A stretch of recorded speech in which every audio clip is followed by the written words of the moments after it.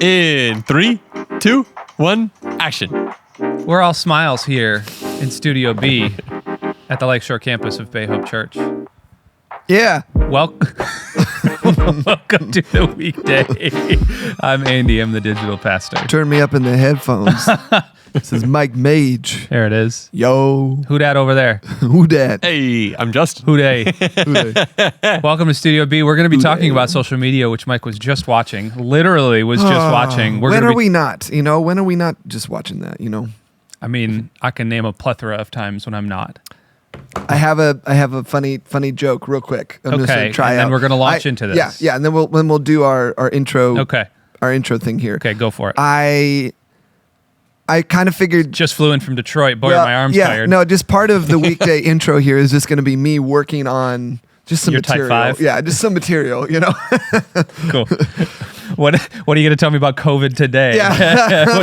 What jokes about the pandemic do you have lodged? Nothing. Cool. So I was in the shower the other day, and I have 3 kids who you know. Justin, you know my 3 kids. I do. Yep, you've seen them. Mm-hmm. They exist, and They do exist. They're real. 7, 4, and 2 are their ages.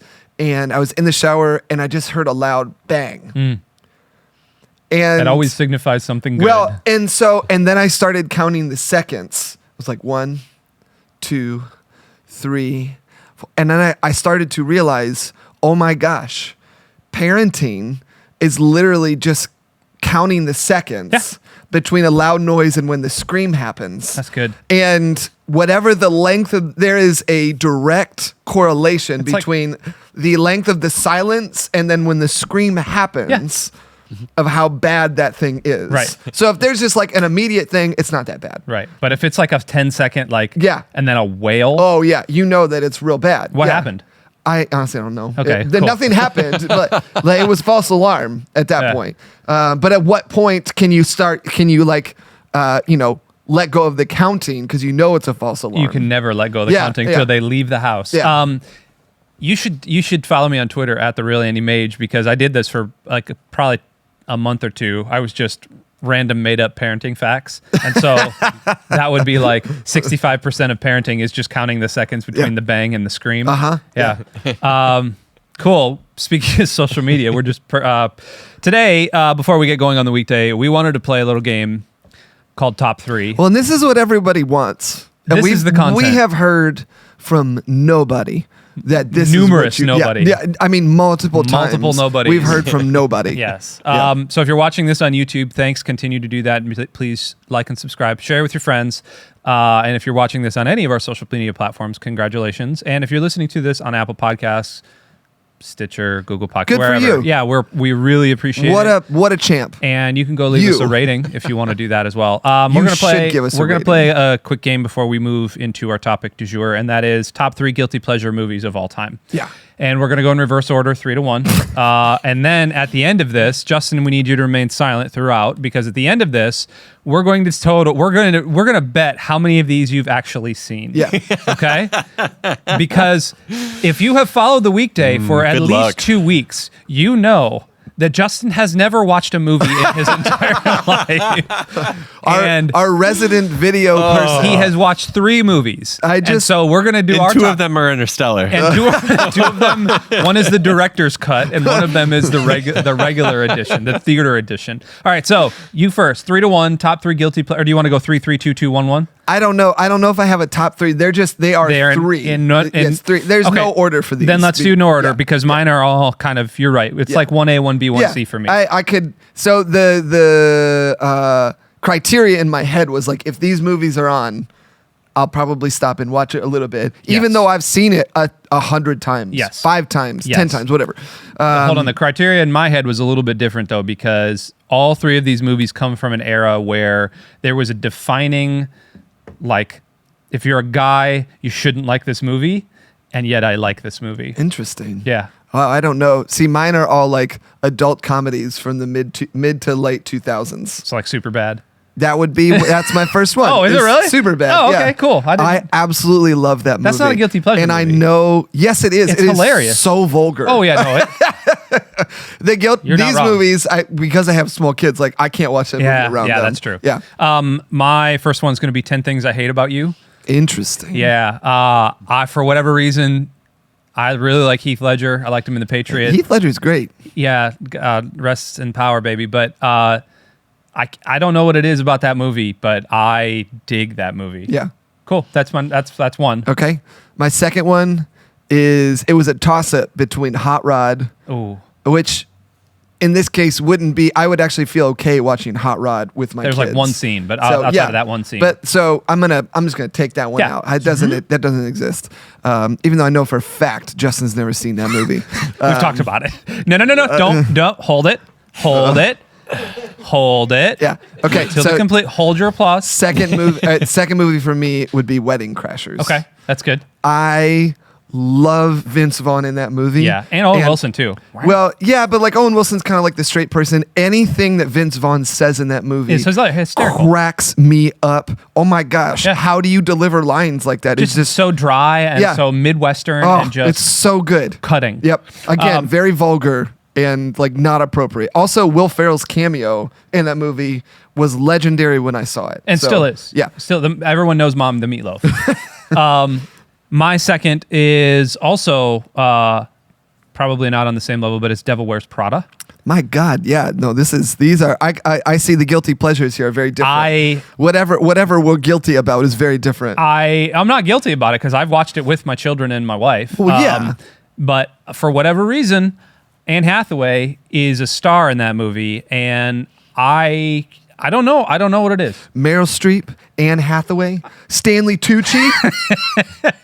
Yes. Yeah. Yes, it's amazing. Yeah. So Devil Wears Prada. Go. One of my favorite things in The Office is when Michael starts watching Yes. Devil Wears Prada Yes. and he thinks Meryl Streep is the good guy in that movie. And Pam's like, he hasn't seen the end of the movie yet. Doesn't he just walk in and yell at Pam to like go get him? Yeah. Get Milan on the line. Yeah. Okay, number 3. Number 3 or number 1, I'm not sure. Sure. It forever and always will be Anchorman. Okay. That's I will forever watch. Probably the movie I've seen the most in my entire life. Yeah, wait, didn't you watch it on a tour bus with when I was Phantom Regiment? Yeah, when I was on Phantom Regiment, it was once every probably 3 or 4 days we played Anchorman. I literally could probably quote the entire movie. Yep. If you just get me started, we can keep going. Yeah. So, yeah. Cool. My third one is Princess Diaries. My God. We went 2 totally different directions with this. One of us didn't understand what a guilty pleasure meant, and I don't know if it's me or you. It's Anne Hathaway again, and I don't particularly like who she represents as a person. Why? That's fine. I've watched some of her interviews. I was like, Okay, you're fine. whatever. But like in this specific time in my life, You like 2000 to like 2006, it was a She had your tumultuous heart. time, and Anne Hathaway had my heart. And more than that, it was the idea of the Princess of Genovia living amongst us. That's what it was. This the girl next door came to roost, you know? And then and she took her glasses off, and Yeah. everybody thought she was amazing. No, I for whatever reason, Princess Diaries. Okay. So, I'm going to bet Justin hasn't seen 100% of these I'm movies. gonna say, And it's not even close. I'm gonna Really? say 66%. Nope, 100%. Okay, what about it, Justin? All right. So I have seen Devil Wears Prada. Yes. Whoa. Hot Rod, you took that away. Yeah. And Princess Diaries. See, Okay, no, really, I haven't seen any of them. You're the worst. You're the stinking worst. Cool. Sorry. it's my favorite bit. It's my favorite bit right now. We'll be back right after this. Thank you so much for joining us here at Bay Hope TV, whether you're watching us on YouTube or on Facebook, or whether you're listening to us on any one of our podcast providers. And if you're interested in getting connected more with Bay Hope Church, you can head over to bayhope.com at any point, or look us up on our socials at Bay Hope Church. We would love to get the chance to talk with you, meet with you, connect with you, and engage with you. Hey, thanks for being back with us. So today we are going to continue a series that we started. This is a very NPR way to start things. Yeah. Hey, welcome back to the episode.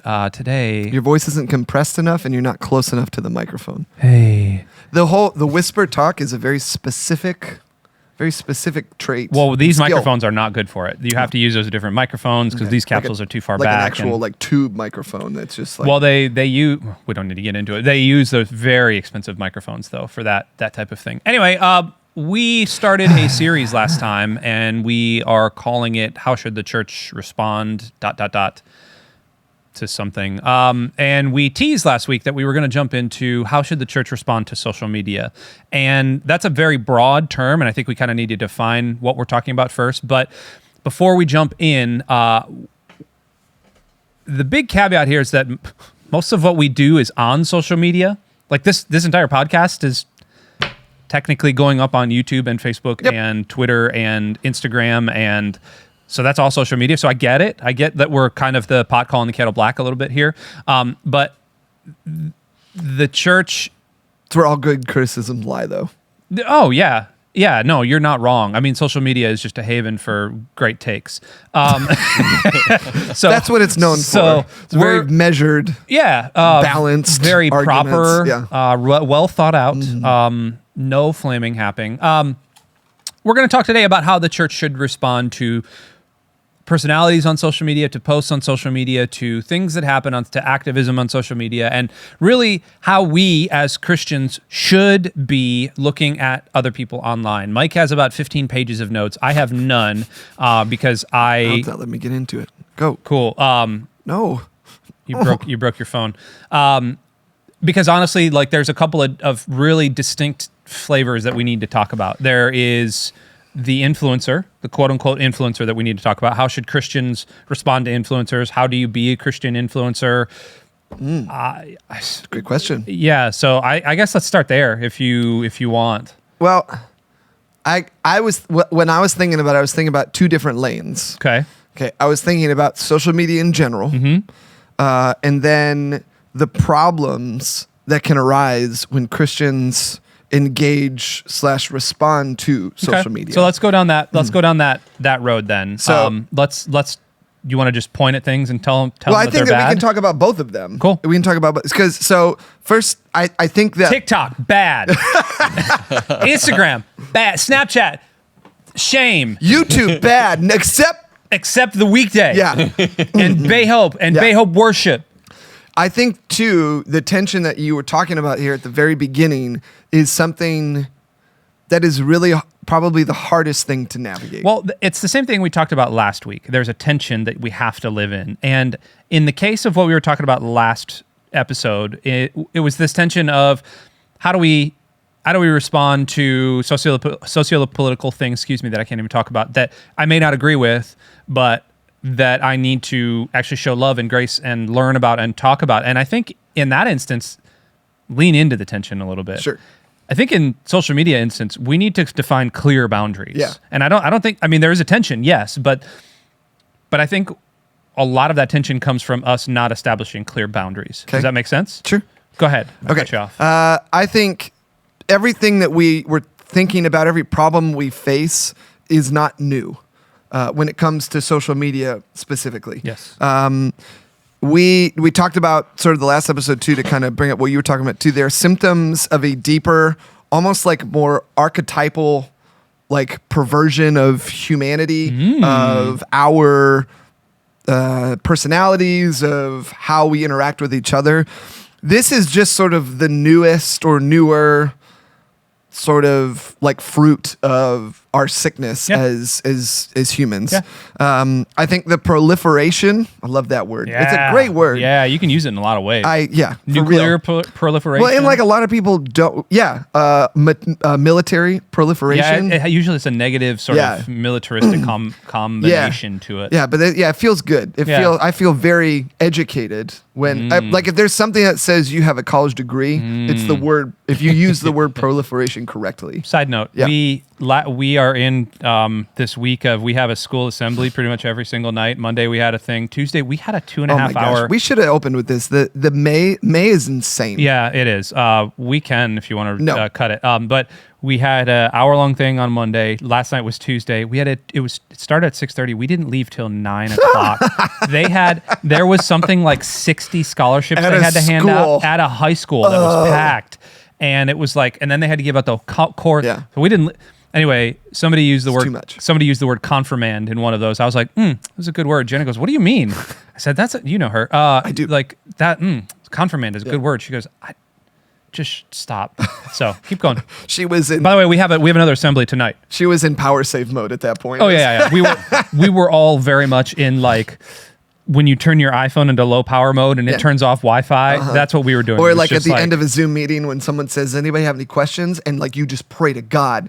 Everyone says, "Oh man." No one raises that hand up icon. Do you know how many times last night somebody would get up there from the local business and would be like, "Okay, we have this amazing foundation," and they would give like a 5-minute speech about this, why, about what this is for. I Like, don't care. That's so great. And I don't care. I just I trust you. I kept going to Jenna like, just read the room. Yeah. Just read the room here. Everyone wants to go home. We weren't waiting for this one. Specifically. Hey, bro, I love the Rotary Club, but please get off the stage. Okay, keep going. All right. Tangent back. The proliferation of social Sorry, media Justin. in our church spaces is a liability as much as it is an opportunity. Normally, when faced with great power to... Great responsibility. Well- Justin, have you seen that? Which one was that from? Well, it's like All from of them, 3 of them. man. Yeah. Come on. Oh, is it? Yeah. I've That's- seen one of them. Okay. Which one? Doesn't matter. The one with the Green Goblin. Well, there's 2 of those. I think the second one. Technically, there's three I think of the them. second one. You saw. I remember he was fighting the Green Goblin in like a building that was on fire. So like that was 2 of the 3. Well, yeah, Is it that's really? that's most Spider-Man movies. It's fine. All right, keep going. So normally when we're faced with great power, we are very quick to relinquish our responsibility. I think there's something interesting when we're looking at social media, just about it as a whole. So I'm like zooming back out here, is what happens when we all sort of gain a voice. Again, here's another word I really love. Democratization. Yes. Heck yeah. The democratization of Said it. of thoughts, information, and mostly opinions has given rise to a fringe extremism that has magnetized more moderate voices on the spectrum to the poles. Yep. It's polarizing people. Because these platforms elevate and promote that sort of outlandish thought and rhetoric. So that leads me to believe that we now all have a voice, and that's actually not what is important. So many people say like, "Oh, we should all have a voice. We all should have a voice." And like, I do think that that's true. But really what everyone really wants is their desire is to be heard, to be seen, and more importantly, to be known.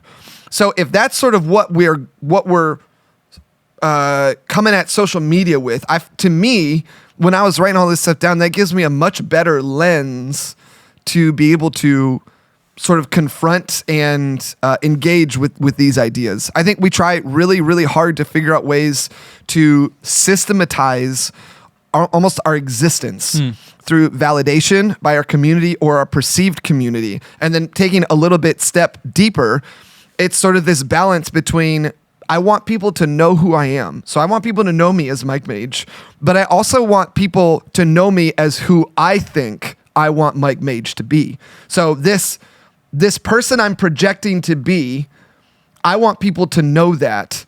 But then like I also, my probably deeper desire is like people to actually know who I am. Does that make sense? Kristen's calling. Every time. Yeah.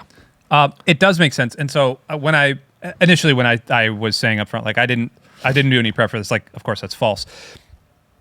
so I was going on the same line of you as I was kind of looking through things, and I kept looking at, I typed into Google Christian influencers. Okay, so if just go with me here for a minute. And so I would pull up a popular Christian influencer. we're not gonna slam any names because that's not what Mike Mage. Ah, dang it. Yep. He said it. Yeah. Bay Hope Church, Pastor Matthew. And I would look at them, and I would look at this serene quality to every single picture. Yeah. And I kid you not, the top 25 influencers it was on Slate, and then it was on influencer.co. Every single picture was this sort of serene. Yeah. I'm at a coffee house. Yeah. I'm in a field. Everything's in its place. Everything's slightly sepia tone. I've got like this really nice background and this really nice shirt, and nothing against Christian influencers, but that's the image that people want them. That's what they think people want to see. Right. And occasionally you'll have somebody standing up being like, "That's not how that," and then you'll have somebody that's like showing them the blood, sweat, and poop that comes from having kids and all that, and they'll get thousands of comments. Oh, thank you for being so honest. Yeah, but then they go back. But then they go back to the serene and curated. Yeah, manicured. and on the one hand, you're running a business. Yeah. Well, and like that's yes. Keep going. Well, and so I want to talk about that for a minute. But so that's kind of where all of my research led me. Was like, okay, you're running a business. What is the business you're running? Oh, that feels icky. So that's where I kept landing. Was like, oh, this is a great picture. Oh, you were so brave on that one post. Oh, you're back to normal. Oh, this feels icky. Yeah. And it's just this cycle Right. that kept happening to me. Yeah. I mean, it goes back into when Christians are co-opted by worldly means, whether that be socio-political ideas or groups, or whether that be how we choose to promote ourselves or create a brand or run a business, we're going to run into problems. Yep. And it is going to be very, like, through not much introspection, going to be pretty clear. So does that mean then that you just throw the baby out with the bathwater? You don't engage in social media? Well, so no, so here, I think I'm skipping ahead a little bit. it's okay. Christians, I think, should be, in general, when you are living your life, should be the most secure, most comfortable, most validated people in the world. And to your point, it seems like we sometimes mirror the like thirst of society That's good. to be able to be known, when like in reality, the God of the universe is intimately like connected with me. He knows everything about me. He knows my problems, my celebrations, the good things and the bad things, literally everything, and yet still chooses to love me regardless of those things. Like, we should be unflappable, unshakable. We shouldn't, the way that we run our social media accounts, be an influencer or just a normal person, should not be, the root of it should not be to be known in that way, because we're already known. I think if we're able to shift so much of our focus, or a good portion of our focus to like, no, God knows me. God knows who I am. Not that gives you license to do whatever you want to do, because I think some people could take it to that end and be like, oh, well, God knows me. I don't care what I do over here. Like, I know who I am. That weird, almost, again, like another perversion of how we view ourselves as, through God's love. But it allows us to sort of release that desire to thirst for, people need to know me, because that's not true. There's a counterpoint to all of this right now, and that is the generation that's coming up behind you and I. Yeah. And I don't know if you have this in your notes, but if you do, then stop and we can kind of continue on later. Okay. The generation that's coming up behind you and I, well, let me rephrase this. You and I and Justin, particularly, not so much Austin over there, but we have known a life before social media. Yeah. And we know what it feels like to not be that plugged in, to not be known like that, to not be seen like that. Yeah. And so when we start talking about this, it's easier for us to unfurl that, to go back to those days or whatever we want to call the solution. Sure. But I help out with we have talked about this on the podcast before, but I help out on a church that's based primarily in a platform called Twitch and a platform called Discord, and it's a church for video gamers basically. And most of the people that attend that church and call that church home are 25 or 23. Yeah. And they have not known, their entire lives has been lived on the internet. Yeah. Full visibility for everything. Right. They don't know a life before social media. I mean, they know it, but like consciously, as they were being formed 10 and 15 years ago, Yeah. that was the advent of what we now know as the social media brand Sure. and the social media influencer, and they don't know anything different. Yeah. And so this is life. So like, how do you tell somebody that has grown up in that way, hey, the way you're doing life is wrong? Yeah. How do you do that? Right. You know, you can't. So continue. Well, I don't know if wrong is like the right term to be. Like, I don't know if it's such a binary thing, you know? in my life it is. Well, On or off. I think that, you know, there's a way, obviously, you can look at certain things like, yeah, you shouldn't do that, you know? But I think that, like most, I think the age-old question is, like the Romans 12 thing, is how do we live in a world where we are not transformed by the world, but transformed by God's Spirit? So, like, how do we engage and interact in that world, but not be transformed by it? And I think that's good. That's something that people have been wrestling with literally for thousands of years. Yeah, that's good. And, you know, I think billions of people are on social media. Billions, especially through all the different platforms. I mean, there's 2 billion on Facebook. Yeah. YouTube has even more than that. If you view YouTube as a social media site, which theoretically it is. Yep. You know, it is, I do feel like if we're going to go right or wrong, I think that it is wrong for us to blanket statement say, to be right in God's eyes or to live correctly in the kingdom, you have to delete or shut those things off. You can't interact in those worlds at all. That is wrong. Agreed. You know, that's where people are. That is today. That's our common space that everybody is meeting in.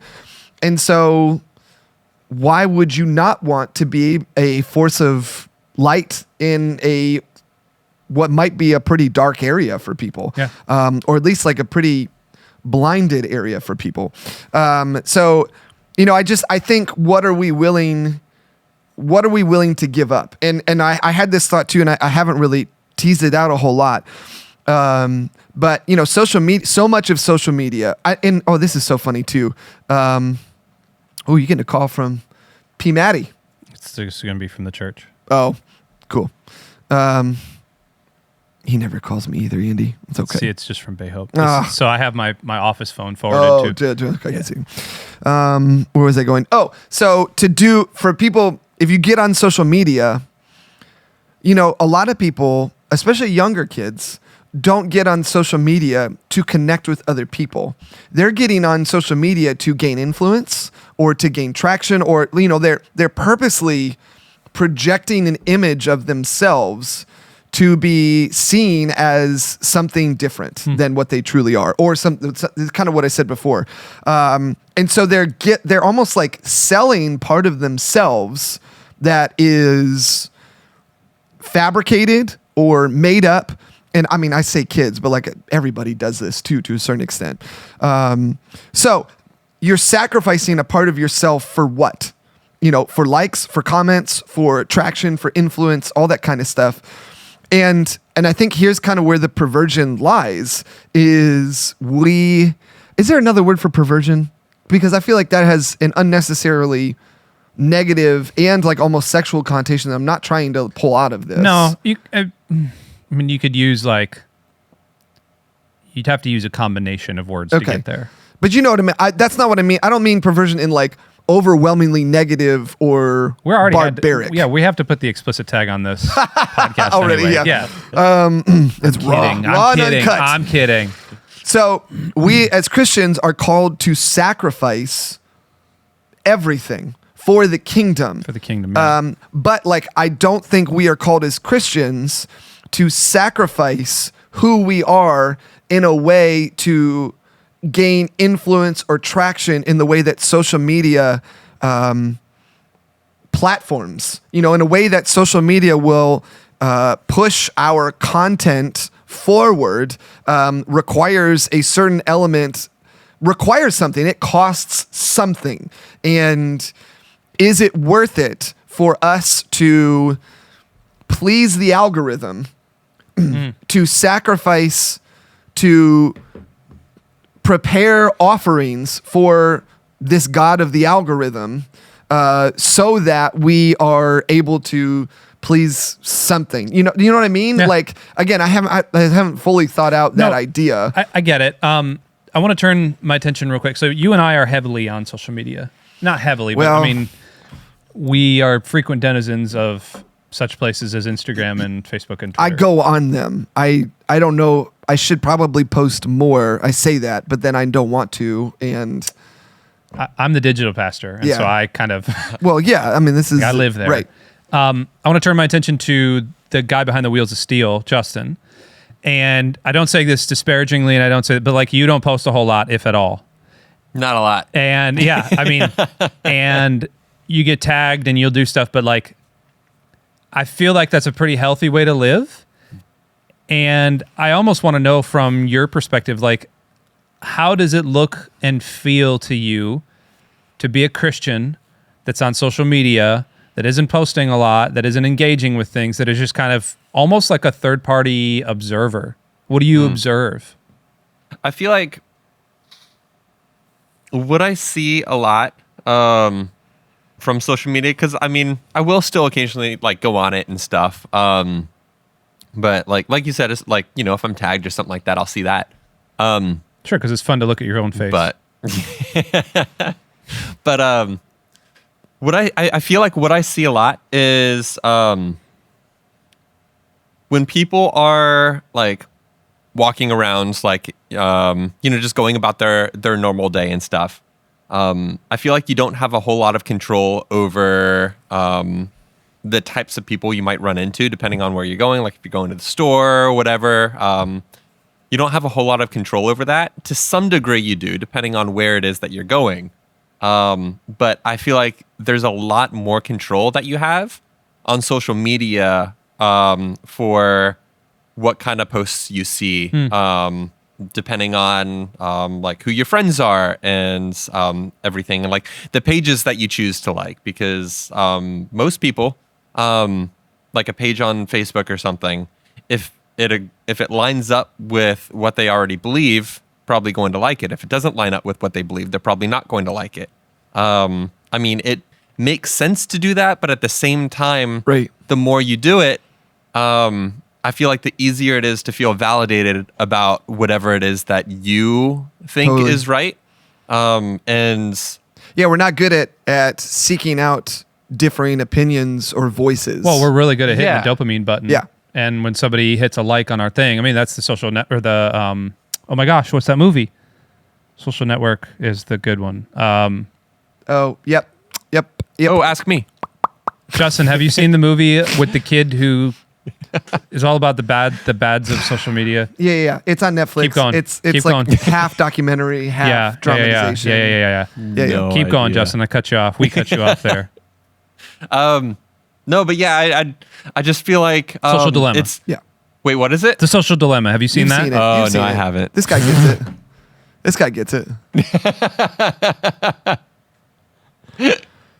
Yeah. Are you surprised? Yeah. Are you- I'm very surprised. Really? Always. I, for one, am Don't very worry, surprised. we'll eventually get to the place where you're not surprised anymore. Oh, okay. Never. You constantly surprise me, Justin. Keep going with your serious point there. But yeah, I just feel like that's something that's too easy to do on social media. And with those pages, a lot of those pages are going to be influencers and stuff like that, and they're going to say certain opinions and maybe not even really like certain opinions, but have like certain outlooks on life. And the more you kind of like bury yourself in all like influencers or pages or whatever it is that all kind of follow a certain like worldview, I feel like you're going to, it's a lot easier to assume that either everybody does or most other people also follow that same worldview. Yeah. Or that really that's the only right worldview.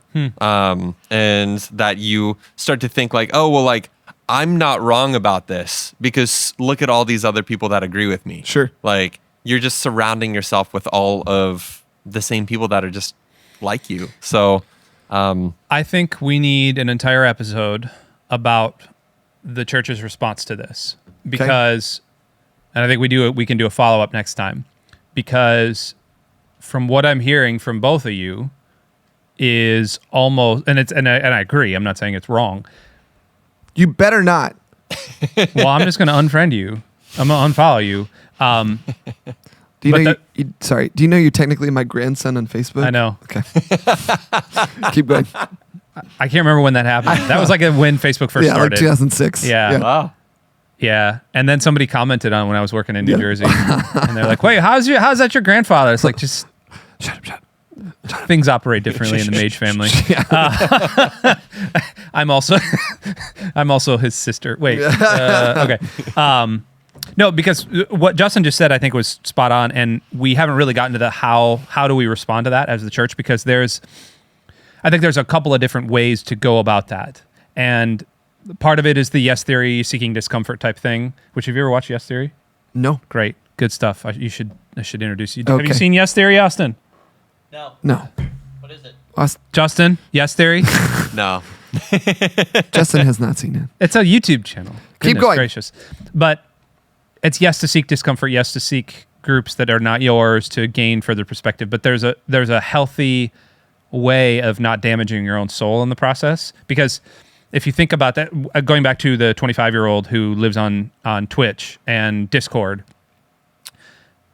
the roots of everything that happens on a social platform are so intertwined in their heart that you can't just say, like Justin said, or was it you saying there's not binary? One of you guys, Yeah, I just it's not totally binary, forgot. Yeah. Trying to unpeel that root out of somebody's heart is going to hurt. Yeah. And trying to make them see goodness and value and life and love and generosity and things that are actually kind of inherent in a Facebook group. Yeah. Because there is an inherent nature of, we are a community. Oh yeah. There is a supportive network there. Well, and that has been ingrained in our DNA. Right. That we are a communal species. We Right. have to be to survive. Right. We cannot do this alone. Right. Yeah. And so to try to intertwine or try to unpack that and then replace that with the good hurts. Yeah. And I think there are a couple of ways to do it. And I love getting a chance to be with people like that on the internet, because it allows me to see that A, there is a whole different world out there, that is not just my comfortable little part of suburbia, Sure. but B, that the problem is not them.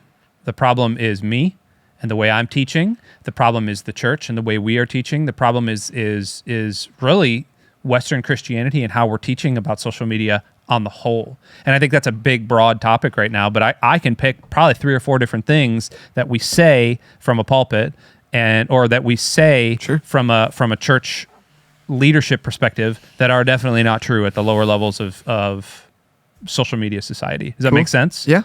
And so just, I guess, to put my finger on that pressure point just a little bit more, the second we start to see social media for what it actually is the second that we start to unravel that truth. Yeah. Social media at its very core, influencers at their very core. You said it very eloquently when you said that influencers by their nature are, let's put it, younger people by their nature are turning more and more into influencers because they're not seeking community on these platforms. Right.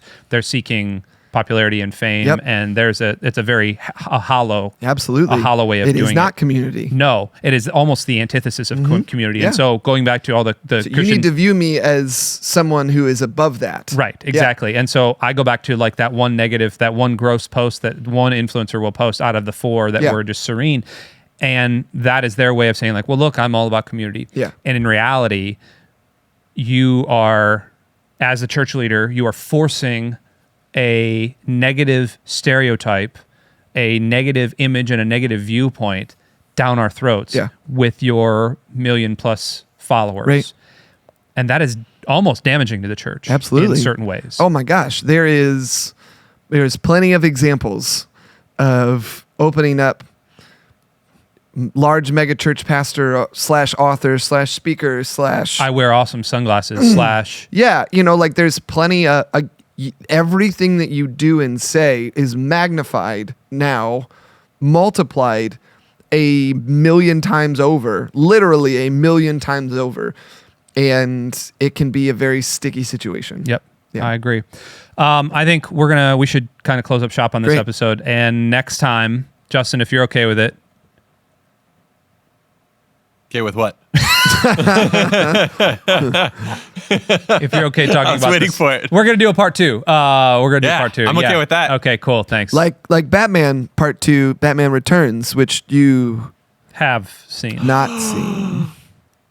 I actually have. Yeah. You have not seen No, Batman I have. Returns. I have. I couldn't remember which. Is that the one that starts off with the bank? No, that's The Dark Knight, my friend. Oh, yeah, that's right. I've seen that one. Of course you have, because it's Christopher Nolan. You have not seen Batman Returns because it has Danny DeVito as Penguin. Yeah. And he bites a dude's nose off. Have we talked about this on the podcast? No. Okay. Mom and Dad bought that for you. I remember. Yeah, no, let's talk about this on the next podcast. Let's talk about Batman Returns and how that movie came to be in the Mage household and how ridiculous it is. The whole story is ridiculous. That's a tease. People need to listen to the next episode. Don't say any more about it. And how jealous I was. Oh my God. Yeah, let's work out. Let's work out because I'll give you my take on the situation. No, it wasn't. I wasn't jealous of you. I was just jealous of the ice cream. Okay, shut up. Let's talk you. about this some more. Hey, thanks so much for joining in, and we come back for a therapy session. We love you. Goodbye. Bye. Bye.